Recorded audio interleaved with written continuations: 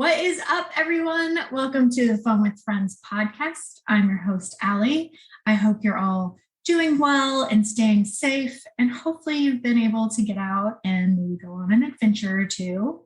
Joining me on today's episode is Katrina McGhee. She is a digital nomad as well as a life and career break coach. And I'm so very excited to talk to you today. And thank you so much for joining me today.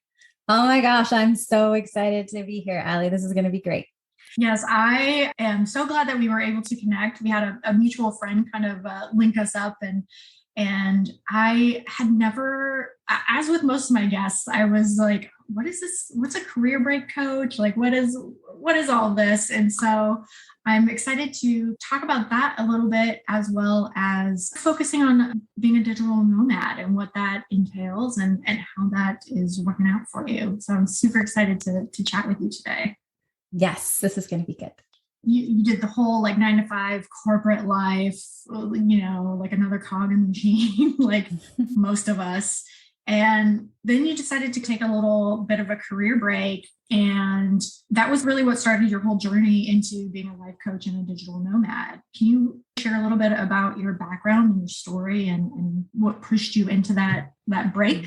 Yes. And this is a great story. But for me, it was really feeling like after checking all the boxes and doing all of the right things for years, I mean, we're talking like over a decade, I had to stop and check myself and just realize that this pervasive sense of unhappiness and sort of like this misalignment, like that feeling that you're like, oh God, I suspect I'm not where I'm supposed to be. Or when you had this dream for your life and you're like, I feel like I somehow got off my path. I had to really own that. Like, I didn't know how to fix that. I didn't know the next steps to take to get back on the path. So my story is that I was a great student. I was good at being an employee and following the rules in the beginning. And so I had started my first career as an actuary, having been a math major, and did that for 8 years. But I definitely was not feeling like I was an actuary at heart. I enjoyed some of that job, but that was not who I was or what I wanted for the rest of my life.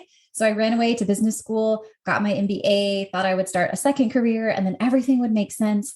Except that it didn't, right? Except that I kind of felt worse. And I felt like I was in an even more corporate job, and trying to navigate that with joy was nearly impossible. I could follow the rules and do the job, but in today's world, it's not enough to do the job. They want you to own it. They want you to take it home. They want you to be super innovative and decide how you're going to break every revenue goal and whatever. And so it's always on. And if this is not your mission or your passion, it is really hard to give that much of yourself every single day. And so realizing that that was not for me, right? And that was not the path I wanted to be on, nor was that the mission that I wanted to sacrifice most of myself to, I had to hire a life coach because I felt really, really confused about how to move forward. And so that was the moment where my life really started to change, was in changing how I saw my life and changing how I thought about my life and what control I actually had to make different decisions. So I have been a career break coach and life coach for 4 years now, but the journey to get there was years in the making, right? It wasn't just for me, it wasn't just a snap decision. Mm-hmm. So I started working with my coach. It took me months to let go of all of the shoulds and to really release what I thought I wanted. I was like, no, I just want a better job. I'll take a pay cut. It'll be fine. But then I can live happily ever after. And it was like, no, that's not actually a thing. You've got deeper work to do. And so I had this epiphany. I wanted to travel around the world for 1 year. That was the idea that sort of came to me. And when I took that leap, right, it was really scary, but completely affirming. And it showed me so many things, which I'm sure we'll get into later. But for me, it was that was the moment where I was like, oh my gosh, this is a whole other side of the world I didn't know existed. And I'm so grateful that it does, because the part I was living on was it was not magical. It was not making me happy. And that basically became the kickstart to a years-long journey to become who I am today and to do what I do today and to realize my mission to help people basically reclaim their life, quit the job, take the break, do the thing, whether you go back to corporate or you create something new. It's about taking time for you and realizing that you're allowed to do that. And you can actually create a more fulfilling and successful life by stopping instead of just pushing through all the freaking time. I think that's a hard thing that a lot of us deal with because it's ingrained in us. We're supposed to work all the time. That is essentially what we are made to do, right? It's you work and you make money and you work and you work and you work. And that's it. And I can definitely relate to that feeling of you're like, I should be enjoying this job. Like I should be doing this and all the shoulds because it's what is expected of us. And then eventually you have that kind of moment where you're just like, I gotta do something because this is not where I'm meant to be. Like, this is not it. Yeah. And I think, like you said, it's ingrained in us, the idea that we need to be productive at all cost and constantly. If I'm not externally producing, I am not creating value. I am not worthy. I'm not good enough. I'm not doing enough. And productivity is sort of subjective. And I also would say there's a whole layer of productivity that happens internally. So it's about healing. It's about being centered. It's about cultivating, more thoughtfully, like the person you want to be. It's about slowing down to set intentions. And so just because we're not externally producing, look at what I've done. Look, I can show you these things. Look at my papers, look at my report, look at my presentation, look at these results. It doesn't mean that it's not productive. And, ultimately, I think we need to get away from thinking that we always have to be productive, but to even just realize that productivity is so much more than just literally like these results we can create or these external things we can point to. There's very meaningful stuff that is wildly productive that we do on the inside that no one can see for weeks, months, years later when it sort of comes out to the surface. And I think there's probably also like a lot of thought shifting or like a mindset shift that needs to take place. Cause like I still struggle with this because I work for myself and I'm like, if I take a day where I'm just resting in my mind, I'm like, oh my gosh, I'm so lazy. Like I should be doing something right now. Oh like, Lord, yes. But like you just said, there's internal productivity going on like in those moments of rest that are super important to your overall productivity. Yeah. But I think personally, it's a lot of like, how am I being perceived on the outside, like to other people? Like if I'm not constantly working, do they also see me as being lazy? Or I guess. Yeah, totally. And, like you've just described 99% of my clients needing permission to rest, right? And that's something that we talk about when they're planning a break. There's a huge, it's pretty much every client I have, maybe with the exception of one or two that need some restoration period where they're like recovering from burnout or really just sort of recentering. And it's work to get them to a place where they can make that shift, to give themselves permission. Because even if you're taking a rest, if your mind is working overtime to punish you and tell you how lazy you are, how you're wasting your time, how you're not doing enough, how you really should be cleaning the house, how like sitting still is like the absolute last worst thing you're going to get, like, just like sloth-like. It's like, are you really getting the benefit of it if you're basically like not enjoying it and kind of like flogging yourself mentally for taking the rest that you agreed that you needed? Restructuring and reframing thoughts to even give yourself permission for that time and to really lean into it and to love it and enjoy it and maximize the benefit of that couch time or that nap time or that, like solitary stillness time. Mm-hmm. Oh yeah, that's so important. Oh my gosh. Could talk about just that aspect of this for probably hours because it's something I have honestly like really struggled with since quitting my corporate job just like a year ago has been that mindset shift. I'm getting better, but it's still a little bit of a struggle. And I feel like probably a lot of other people struggle with it as well. But I guess not to like spoil, but you and I will be going a little more in depth into that in a different episode of a different podcast in the future, which I am super excited to talk to you about. But on this episode, I really wanted to dig into kind of, you took a 20-month break to focus on travel, which I think is absolutely amazing and probably something that a lot of people don't realize or think about doing. Like when you think about vacation, again, it's kind of like a cultural thing probably in the US, right? We're like, oh, for a week, or maybe a couple days or like 2 weeks at the most. Yeah, if you're going to get wild and crazy with it. Yeah. Yeah, like 2 weeks, watch out. Yeah. And you went full force, 20-month career break. Did you know what you were going to do in those 20 months? Yeah, that's such a good question. So I had 2 career breaks. I've actually taken 2. And so my first one, I was definitely still very much type A planner, person who math major, actuary, lived in Excel, right? Like did her MBA. Yep. And so for me to take this leap and have no evidence that I was going to land on my feet, to not really know, to hope, but to not really know. For me, a plan made me feel safe. So a plan created some sense of safety in this big, gigantic leap that I was taking.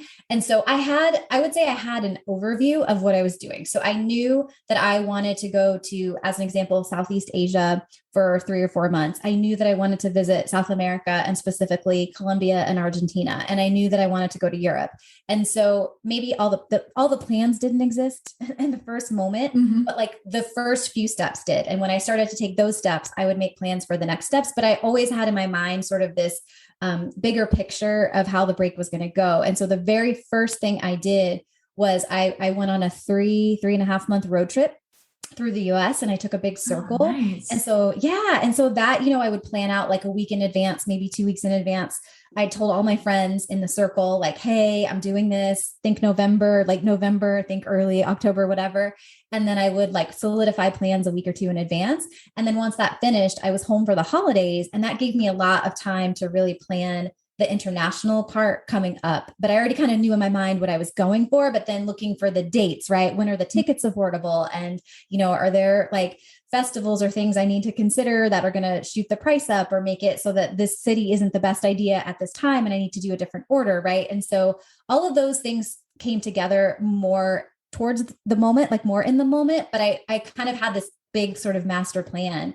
And originally I thought it would be 1 year, but I got so good at managing my money and really being thoughtful that I was like, I'm just going to keep doing this until I'm broke. And so it ended up being 20 months and I was down to like my last few $1,000s. And I was like, well, I hear that apartments want you to pay like first, like a security deposit and like first month's rent. So I should probably like slow my roll and figure out what's going to come next. So did you like fully leave your job, or did you just say like, I'm going on this extended kind of vacation for X amount of time? Will there be something waiting for me when I come back? Or were you just like, I'm resigning, goodbye?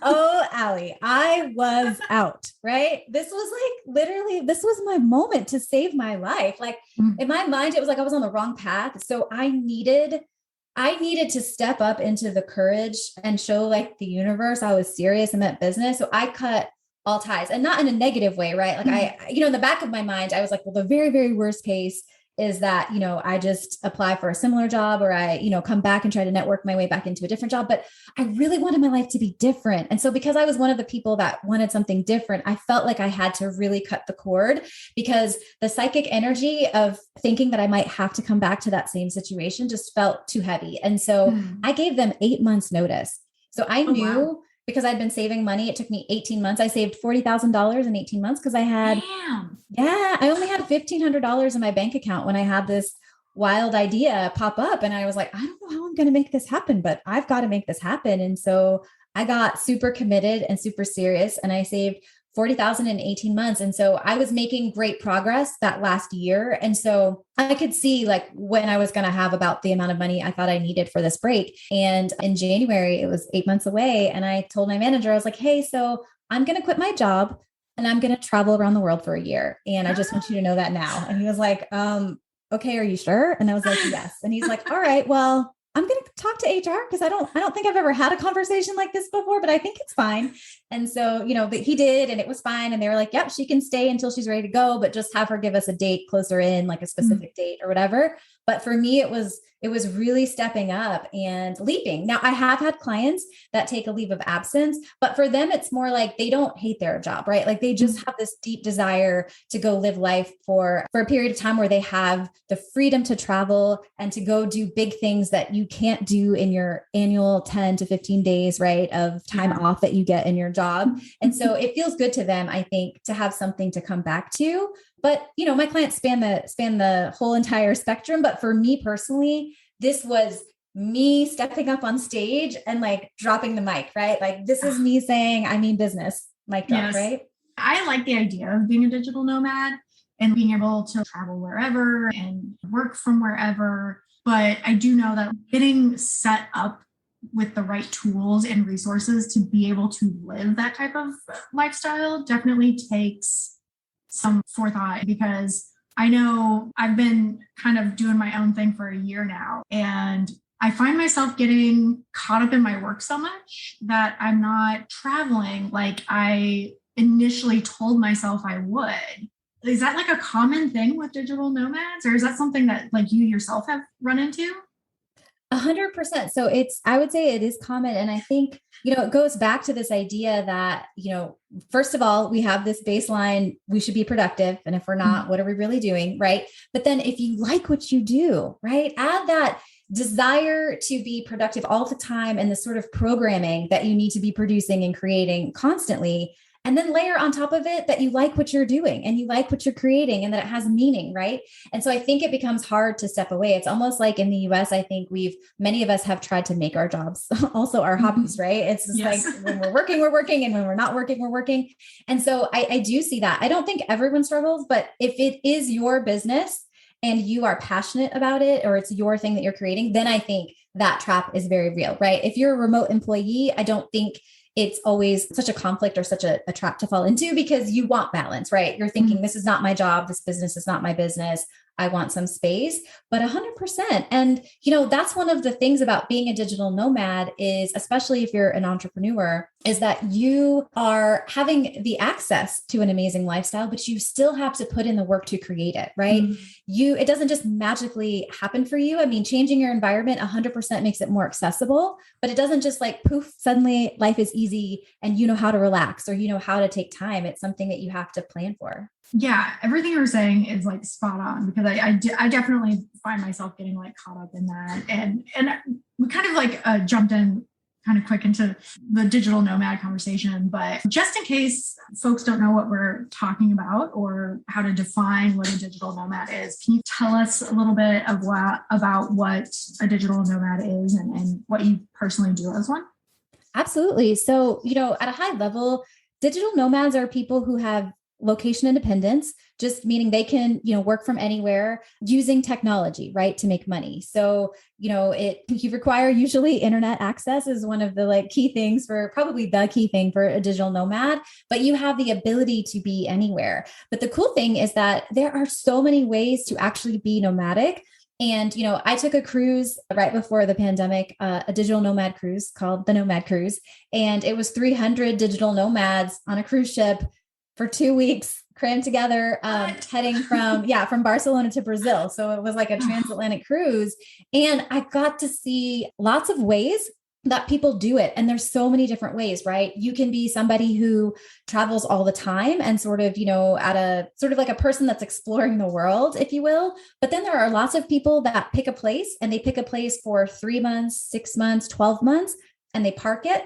And then they move on. And then there are people who have, like a home base in their home country, and they stay there for several months working and saving money. And then they take like extended amounts of time off to just be a traveler and mainly be traveling and not really working. I mean, sky's the limit for how you can make it work for you. And I've seen so many ways to do it. But ultimately, right, when you are a digital nomad, you have the ability to make money independent of where you are. And so for me, what that looks like is, as a coach, I show up on Zoom, sometimes by phone, right? Actually, often by phone, and I coach people. And so I'm able to conduct my sessions virtually, but then also I'm able to promote my business and to connect with people and share content and valuable resources all online, whether that's social media, through my website, through podcasts, right? Like this, articles that I might publish or have published. And so I'm able to basically share all of the things that I know and to reach more of my people by using technology. So it doesn't actually require me to be anywhere specific. So when you took your 20-month break, like originally, did you kind of have a plan to go back or to find work after that break? Or were you kind of like already in the back of your mind, like, oh, I'm going to go ahead and become nomadic in my lifestyle and do this digital kind of work style? Yeah. So in my mind, when I took this break, I had no idea what was going to happen. But when we talk about money and financials, right, I still had like almost $50,000 worth of student loans to pay off. I owned a house that had a tenant. It was a townhouse and I had a tenant. So I was like this unwilling landlord. Like I didn't want to be a landlord, but financially, like I had to be a landlord at that time. I couldn't sell my property. And, I was breaking even every month, but then, the HVAC could break or the refrigerator could break. And then it's like, unexpected expenses. So I felt this deep desire and wish. I was like, universe, please, this is me stepping out on faith. Like just show me the next right step so that I can get the hell out of this rat race and not have to come back to corporate, because I just felt so burned out from that. And that was my secret wish, right? That I was going to stumble upon a person, a conversation, an opportunity that somehow I would find a new step on my path that was very, very far away from corporate. And that did not happen. And so when I was ending my break, I teach people this thing called the reentry period, which is basically like a dedicated period of time to figure out your next right step so that it doesn't ruin your whole break while you're panicking about how it's going to end. And it also gives you time and money to find those answers and make those moves. And during my period of time, my reentry period, I really had to ask myself, you don't want to go back to corporate, but you still have all this debt. You have this house. What is it that you want most of all? Because it used to be the break, and then I did the break. And so like, what is my new, like really singular focused, big life goal? And it was to be debt-free is what I realized. Mm-hmm. To me, debt freedom and financial freedom meant that I could make any decision I wanted to make for the rest of my life and never have to worry about student loans or owing someone money. And so when I thought about how do I get debt-free, the way I knew, right? The easiest way I knew was to go back to corporate and to really like just work it with this very singular focus, the way I saved money for my break and to get debt free as soon as possible. And so I did go back to corporate. I applied for jobs, and I have to say, you know, within 5 weeks of having my resume updated, I had landed 5 job offers. And wow. I was really lucky that I got to choose a job that I was really excited about. And it kind of felt like a dream job given, you know, that I was going to be working for a company again. It was kind of a dream job. And so I moved to Colorado and started working for that company. And it was, you know, really great. But the coolest part is that I was able to save $42,000, well, basically pay off my $42,000 worth of debt in just 21 months. And that included switching jobs a year in and taking a job that had a $20,000 pay cut. So, you know, I started my dream job and then it changed and it wasn't a dream job anymore. And so then I got recruited into this other job that was really different, but also exciting, but it required a move back to Minneapolis and essentially like a $20,000 pay cut. And I was able to say yes and still meet my goal in 21 months. And so for me, that was when I bought my freedom, right? Like my full on freedom. And I remember thinking, I really would love to travel the world again someday. I didn't know it was actually going to be as soon as it was. But, you know, at that point, I got certified as a life coach and started going down that journey as well. And just, I felt so much freedom to do whatever I wanted to do and to know that I only had to pay my month-to-month expenses and not like all of this debt and living this lavish lifestyle with this fancy apartment that had to be, you know, like within a short commute of my office job or whatever. There's just so much freedom in this new chapter. And I really wanted to embrace that. I am absolutely blown away by your budgeting skills. Like I said, I might have to have you back on just to talk about budgeting because holy shit, like it's so impressive. I definitely, we can talk about that on a different episode if you'd like. I have my 4 steps and oh my God, are very straightforward. And one of them I think is kind of unique, but you know, it doesn't have to be complicated. It's actually very simple, but that doesn't mean that it's easy, right? So it's not easy, but it is actually really simple. Yeah, I'm already thinking of like questions. Yeah, I got questions for you when it comes to budgeting. Okay, so I'm definitely going to have you on again just to talk about budgeting because I think that is an extremely useful tool, especially for people who want to be digital nomads or even just entrepreneurs and want to leave their 9-to-5 and start their own job, like to be able to budget. And like you were saying, like being debt free is one of the best things in the world. Do you know what goes great with listening to podcasts? If you said a warm drink, you're absolutely right. Just imagine you're sitting back, you're listening to your favorite podcast, all while holding a nice, cute ass mug in your hand with your favorite hot beverage in it. If you're wondering, where can I get a mug like that? Well, you're in luck. You can swing by the 𝗀𝗵𝗶𝘀's Creations cute coffee and tea mugs Etsy shop. They've got everything from enamel coffee cups to travel mugs, all featuring adorable original artwork. Head over to etsy.com/shop/𝗀𝗵𝗄's Creations and use promo code WANDER for 10% off any mug. So being a digital nomad, there are definitely like challenges that people will face, which I guess, you know, like financially and budgeting is kind of one of those challenges that you might encounter as a digital nomad. But I guess I'm curious as to what are some of the challenges that you've experienced, and then what has your overall experience as a digital nomad been like?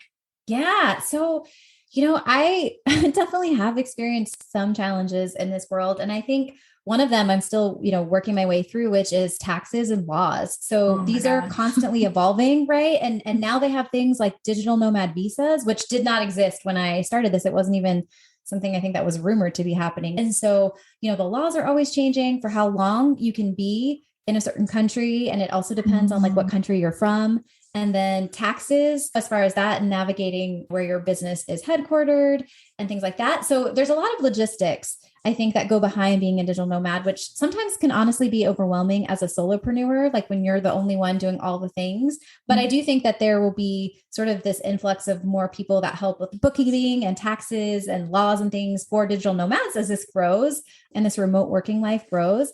But, bad internet is another one.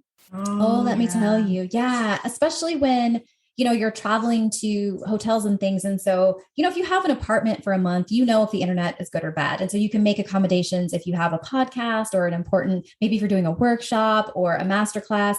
But when you're traveling like from hotel to hotel or a couple days or a week in an Airbnb, it becomes harder to know because you might just get there the day before and then not have a lot of backup solutions if the internet sucks. And so I've definitely been in those situations where you have to just figure it out. And then I would also say the other one is kind of easy and straightforward to guess, but it's the time. So if you are going to travel, those days can often be lost days, especially if you're traveling, outside of the US or Germany or, England, someplace where things run on time, because the bus might not come. It might come 4 hours late. I've been on a bus in Guatemala that broke down 20 minutes into our trip. That was like a 4-hour trip, and you're just waiting for another bus to come pick you up and get off. And you don't even really know when that's going to be. And you don't maybe like fully understand the bus driver who speaks very rapid Spanish. So, you know what I mean? It's just like, it's an adventure, but just knowing that there are lost days where nothing is going to get done from a work perspective because of travel or sort of the lack of predictability within that. And then also I find sometimes time changes can be hard to manage with your body adapting and getting back up to speed. But then also, thinking about if you have clients or appointments when you travel, if they were pre-booked, they are all going to shift with you. And so you might have a 6 a.m. call, whereas a week ago it was a noon, so keeping those things in mind. So I think logistically there can be challenges, not that it's totally manageable, but I definitely think there can be some logistical challenges if you choose to be a digital nomad. Yeah, I think anyone who's ever listened to any of my podcast episodes knows that one of the things I struggle with the most is time zones. Yeah. The struggle is real for me, especially when you record with someone who, like is in Australia. That's like, it's a day ahead and so many hours behind or something. So it's like, oh geez, like cannot wrap my brain around it for some reason, even though I frequently record with people who are overseas or in different time zones. But yes, I could see that being a struggle. And also taxes, like you said. Whoa, yeah, I can see that. I feel like if you can, picking a state that maybe has like easier taxes as like your home base would be a plus. Yeah. For people that know they're going to be gone for a while, I think they call it homesteading, but there are services, right, where you can declare that you live somewhere and have a service that will check your mail and do the things, and then there's also I think there's also some certain tax law or whatever. If you only spend, I'm making this up, but it's like 30 days or less or 20 days or less in the US in a year, then you don't have to pay most of the taxes, but then you can't come back. So if somebody that you're caring about is like sick or getting married or like you have a reason, right, you have to be super strategic. But if you're going on an adventure around the world for a year and you don't really want to come home or don't plan to, then that might be the thing. So there's just a lot of options. And I think, what would be really great is having someone that can walk you through that as you start to really make money and think about what are the smartest moves I could be making. But, for me, it's sort of a learn as I go. Cause like I said, when I started, there really wasn't much out there. And so trial by error. What are some things you've been able to do now as a digital nomad that you couldn't do when you were working that 9 to 5? Say yes, literally say yes to my friends, say yes to myself, say yes to adventure, say yes to like absolutely anything I want to say yes to, even if it's just taking a nap, right? Like the freedom that comes with it, the ability to be more present. Oh my goodness. The flexibility to have my mom call and say, hey, your niece is starting school this week and I'd really love help because it's virtual and I don't really know what I'm doing. Like, could you come home and spend some time with us? To be able to say yes and be be able to go like be with my family, or to have a friend say, I miss you and I haven't seen you. And to be able to just go live with them for a week or 2 weeks and stay in a spare bedroom and just work, but also have immense quality time. These are things that you don't do when you work a traditional 9 to 5, at a brick and mortar, or have to be centered to the place that that you're working. And the sense of freedom is amazing. And I also just think there are just so many moments where I feel so much more present in my life, because I can be with the people I love, and I can also find a sense of adventure in the place that I'm at. And it just really makes me feel grounded and more engaged with the world around me. Like I'm always choosing where I want to be. Right. And so I think within that, there's a sense of, just gratitude as well. But I think freedom and presence, and really just like experiencing life. You're not caught on autopilot. Like every day is a choice, and you're making choices about how you want to spend your time, and nothing is taken for granted in that way. The way that an autopilot, it might be where you just don't see it, or you don't realize it can be different, or you can't just pick up and leave. So I've really appreciated that. And to just pack up and go wherever you want to go is like, it is one of the best things. Like I've been back to Nebraska twice in the last 2 years.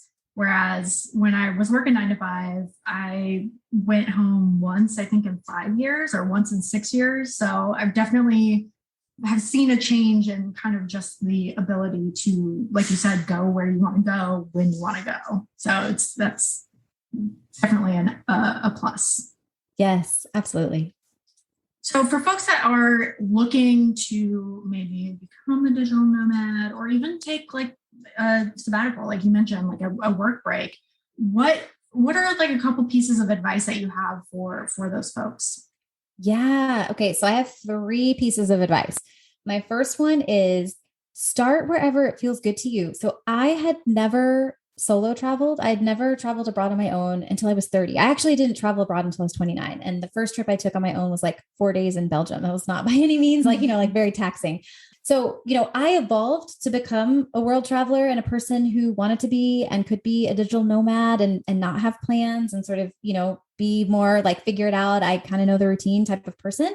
And so you get to start wherever feels good. So you don't have to bite off more than you can chew. You don't feel like you have to do it a certain way. You don't feel like, you don't have to feel like you've got to do it in a way where you're just like gone all the time or doing wild and crazy things. You can really check in with yourself and know there's like a million ways to do it. What feels good to you? What is it that you're craving? And start there and know that it will be an evolution, right? So just really being honest with yourself about what you want that experience to be, and not trying to mimic what you think it is or what you've seen someone else do. The second thing is, be kind. Like, don't be an asshole. I just think it's so, when you're traveling to other countries, I think if you really want to make connections and feel like you're being a good sort of like citizen of planet Earth, just being kind and taking an interest in the people around you, and recognizing and appreciating or trying to cultural differences, versus feeling like every difference is annoying or inconvenient or stupid. You know what I mean? And even just the way that we travel, sometimes, I hear people talk about it. It's like, oh my God, you have to go stay here. It's just so cheap. And it's like, that's being affordable is definitely a motivating factor. But then, if you go there and there's lots of Airbnbs and things like that, it can have a negative impact, right, on the people who do live there and don't make a lot. So just being conscious, right? It doesn't mean don't go, but just have appreciation. Like, think about where you're spending your money. Don't get twisted up in knots if the Vietnamese soup vendor charges you $2 for soup that he charged the Vietnamese person $1.50 for, right? Like, just really being more of a conscious person and trying to like be a part of the system that you want to join, and really enjoying it and having that local experience and getting out and trying new things. I think that makes the adventure so much better. And then the third thing is, going slow. So in your mind, I think we often think we can be more efficient and productive with travel and that experience than we can actually be in practice. And so if you're working, right, travel days are lost days. Travel can be inconvenient. Things aren't always going to go as planned, and it can just be time consuming. So it's going to be more fun if you do it at a slower pace. You're going to leave space for surprises to come in and to say yes to things you didn't even imagine were going to come, opportunities that you didn't even imagine before, but you have to pace yourself. And so I would say, try to pace yourself, and whatever you think you can do, like cut a third of that off and start there, maybe even a half, and just, really just like try to like go slower than you think you need to. Yeah, get on that kind of like mindset, Yeah. a little island time mindset where you just got to go with the flow and, whatever happens. And Absolutely. Yeah, I like that. Take your time and like kind of enjoy the ride a little bit, Yeah. And the hiccups, they happen. It's so normal, but they're much more stressful when you feel like you have this very compressed timeline and it's like, well, I have to be so-and-so then I can go to such and such. And like, this isn't part of the plan, and I just think if you spread it out and you pace yourself, one sort of like mini catastrophe does not then ripple into 12 mini catastrophes. It's just a moment, you handle it and you move forward, Yeah, that's wonderful advice. That's really good. I feel like that goes for like everyday life. Yeah, it's like hashtag life. Yeah. Yes. Like a rule for life. Yeah. Just chill. Just chill. Take it easy and chill. So I have some like speed round questions and I wanted to ask you maybe one or two of them because I am very curious because I know you've done a lot of traveling. So I really want to know what one of your favorite places has been that you've gone to, if you can pick one. Yes. Okay. Well, picking one is hard, but one of my favorites is definitely, I lived in a month. I've done this twice now in Buenos Aires. And I tried to live like a local and I rent an apartment in the city and I just stay in this one place. And I just try to like learn the neighborhoods, the people, find favorite restaurants, go to the bookshop, take walks, go to the park, make friends, do tours, learn about the history, learn about the culture. And both times, I mean, for me, Argentina is one of my happy places. It's like, even as the plane starts to descend before I've even touched ground, both times I just had this feeling of like, oh, I am so happy to be here. And I think it's nice because it's really, it's their summer when it's our winter. So when I'm ready for, something warm, if I've been hanging out around in the US, it's like, oh, it's warm here. It's like sunny and beautiful and it's city, but it's colorful and it's more laid back. And I do speak some Spanish, so I get to practice and get better. And I love that. But, and it's super affordable. But yeah, I would have to say that definitely was a highlight of my break. And having loved it so much, I actually went back several years later and I loved it just as much as I did the first time. That's definitely something I think I want to do sometime is try to just go and live somewhere for like a month or two and just fully immerse myself in that place and in that culture. Like, yeah, definitely on my list. It's a good, I recommend it. Yeah. I'll do it one day. I'll get there. I gotta work on my budgeting that I'm going to get from you. And then maybe. Yes. And then you can do it. What is one of your favorite things about traveling? Oh, so for me, one of my most favorite things is the food. So I love to eat so much and I have a gluten allergy. So it's not even that I can eat everything and anything, but even with my allergy, oh my gosh, food. I could write a book about food, but the culture behind food, the history behind food, like food for many different places, many different countries is so much more than what we functionally eat, right? I think in the US, we don't have as strong of a food culture at all, really, but like other countries do. And, whether it's Thailand, Vietnam, Italy, Spain, Greece, and they're so passionate about food, but also food ties into like the history of the place, the culture of the place. And so there's so much to learn about a country or a region within the food itself. And then to be able to experience with your taste buds, right? All of the different ways food can be different, blow your mind. If it's spicy, if it's a texture thing, if it's, tangy and crazy and your taste buds are like, does not compute. What am I eating? I just find, I find eating and doing food tours in the countries that I travel to be one of my most favorite things to do. So for me, that's like one of the highlights of travel and one of the things I look forward to the most. Yeah, I definitely, I'm like that with like tea. Ugh, I love tea. Oh my gosh. Like if I can find tea somewhere, like when I was in Puerto Rico, my favorite place, it was a Turkish place and they had Turkish tea and oh my God, I drank so much tea. You need to go to Ireland where like literally every place it's like tea and it's not like, let's steep some tea. It's already pre-made. Even if it has cream and sugar, like they've already done all the hard work for you. It's like you're checking into your B&B at 11 and they're like, would you like some tea? And you're like, yes. I think I would. It's like everywhere. It's everywhere. It was amazing. Oh my God. What's really funny too is when it comes to food, I don't know if you experience this as well, but it's like, as soon as I go somewhere new, it's like I become a freaking like food expert. I'm like, little bits of, whatever flavors with the tone of whatever on the back of the tongue. And I don't know what the hell I'm talking about, but I'm like, let me tell you about the flavors I taste in this amazing food. I love it. People are like, what the hell? What is going on? Oh my gosh. So first off, like we're getting a little bit ready to wrap up, and I'm curious as to kind of what you're currently working on, and if you have anything that you'd like to share with our listeners. Oh, yes. Yes, I would, Allie. So I am like so excited about this new workshop that I have coming that's going to help people plan a break in just 4 hours. So it's called Best Break Ever. But I think by the time this podcast episode is live, I'm not sure it will still be there, but the free training is evergreen. So you can get the free training of Best Break Ever anytime. And that is such an amazing, it's a 3-part training. Each video is short and will be delivered to you, so you don't have to do anything, but it really walks you through 3 secrets to a successful break that most people miss. So having coached, more than 35 career breaks and taken 2 myself and been working in this for over 4 years, there's things I see that people miss and things that are so simple that make a break 10 times better, like little tiny shifts you can make, a simple question you can ask yourself. And so I put together the best of what I know in the free training. And, that is something, if you are considering a break, even if it's not a full-length career break, but you want to have a thoughtful, intentional time off or understand even the mindset of what it would mean to take a break, I think this training is exactly what you need. So, feel free to download that and check it out. And where can folks find you? On Instagram, or do you have a website that they can reach out to you on?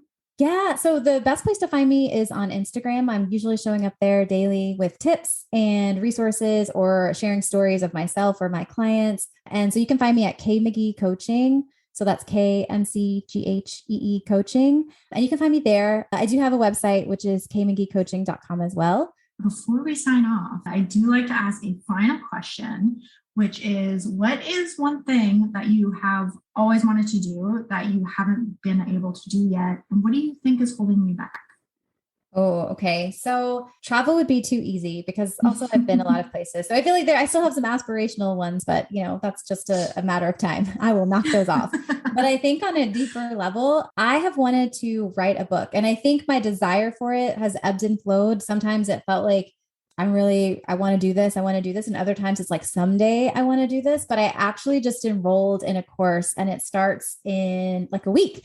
And so I will be writing a book and I'm really excited about it. So we'll see how that goes. But I think what held me back is fear of the unknown, right? No matter who you are, if you've never done something and it feels big or seems outside of your comfort zone, it's easy to make it this overwhelming thing that you never take action on. So, it was sort of a lack of clarity and a fear of the unknown. And so what I did to kind of overcome that is I signed up for a course that's about writing a tiny book. So it's like a 30 to 100 page book. And that feels so much more manageable than trying to write like a novel, right? And so it's like finding someone, right, that can support you in breaking it down into manageable steps and taking action, and knowing that sometimes clarity comes with action, right? You have to take the action to get the information to be more clear. And if we wait to have all the answers to feel safe to take that leap, we're going to be waiting forever. And spoiler, you're never going to get what you want, right?